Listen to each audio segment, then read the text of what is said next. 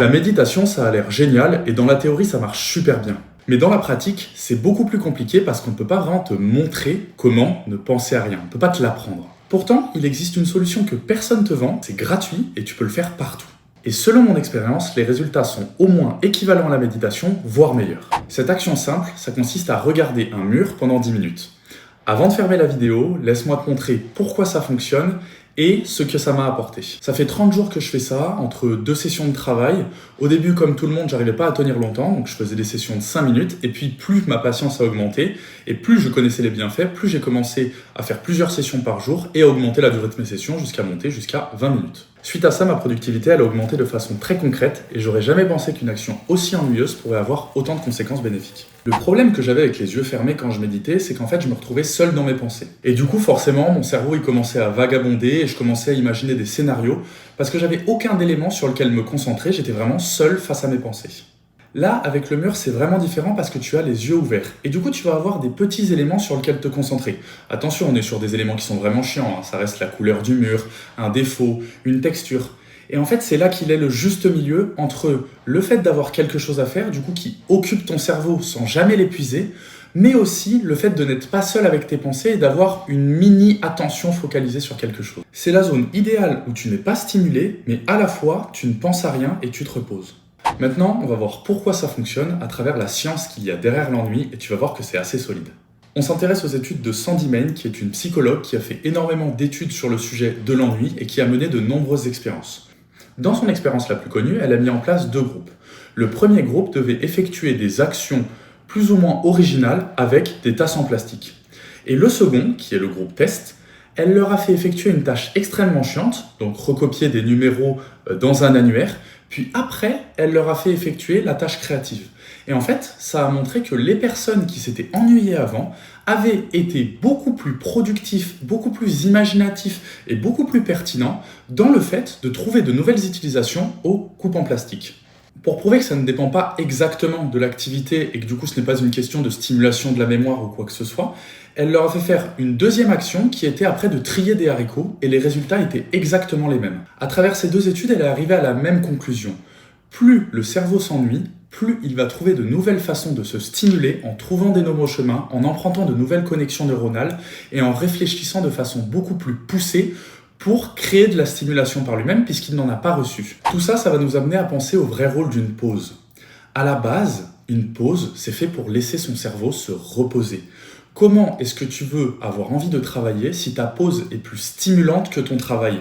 Tu vas vouloir faire uniquement des pauses et pas la partie travail. Si tu envoies de plus en plus d'informations à ton cerveau pendant ta pause, tu ne l'es pas en train de le laisser se reposer, tu es en train de le stimuler. Il y a une étude qui a été faite dans le Journal of Behavioral Addictions, qui est du coup un journal publié aux États-Unis, dans lequel ils ont étudié le comportement des étudiants qui avaient checké leur téléphone pendant la pause. Et en fait, les résultats, ils sont catastrophiques. Les étudiants qui ont eu le droit de checker leur téléphone pendant la pause ont obtenu des résultats 20% moins bons que les autres étudiants sur un test identique. Le téléphone, il déclenche un sentiment de récompense immédiate qui te force à en vouloir toujours plus. Ça te force aussi à moins t'investir dans la tâche suivante parce que tu sais que tu peux à tout moment regarder ton téléphone et que la récompense sera bien plus élevée que si tu complètes ta tâche anodine.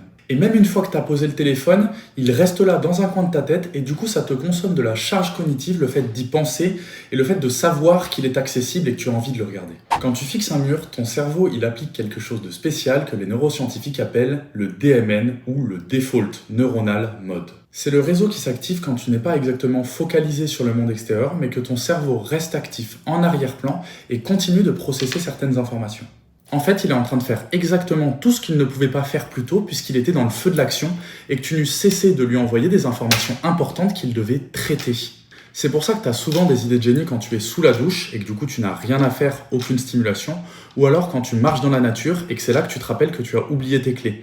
C'est parce que le cerveau n'est plus dans le feu de l'action et du coup il peut digérer toutes les informations et se rappeler de certains éléments et activer en fait d'autres zones. L'avantage après avoir regardé un mur, c'est que quand tu reviens bosser, ton rythme cardiaque il a très fortement diminué, ton cortisol est revenu à la normale, tu n'es plus stressé, ta baseline de dopamine est revenue à la normale, ce qui fait que les tâches te paraissent à nouveau intéressantes et engageantes. Et du coup, tu as un focus qui est accru pendant une période de temps limitée et tu peux enfin te mettre à travailler de façon efficace sans être constamment distrait par des pensées en arrière-plan.